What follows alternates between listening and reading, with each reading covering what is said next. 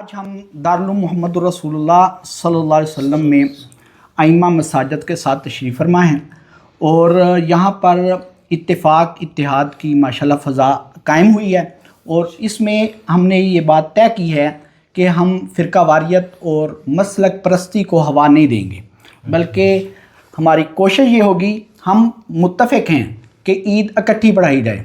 اور 12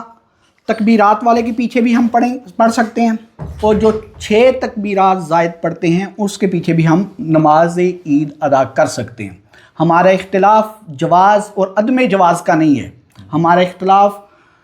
افضل اور غیر افضل کا اختلاف ہے، کہ بہتر اور بہترین کا اختلاف ہے ہمارا، ٹھیک ہے۔ اب اس کے بعد لوگ یہ کہیں کہ مولوی فرقہ پرست ہیں، مولوی مسلک پرست ہیں، تو یہ بات غلط ہوگی،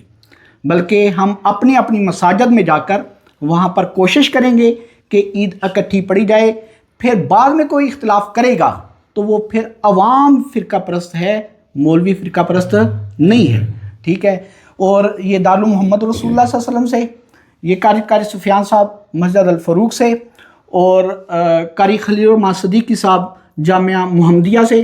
اور مولانا ارسلان صاحب بھی تشریف فرمائے ہیں، اور یہاں پر یہ حضرات گواہ بھی موجود ہیں، اور لوگوں نے یہ کہا تھا ائمہ حضرات متفق ہو جائیں تو ہم عید اکٹھی پڑھیں گے، اور ائمہ حضرات اس وقت متفق ہو چکے ہیں ماشاءاللہ۔ عید الفطر کی جماعت جو ہے انشاءاللہ پورے 8 بجے کھڑی ہو جائے گی، لہٰذا وقت کی پابندی کرنا ہر ایک کے لیے لازم ہے۔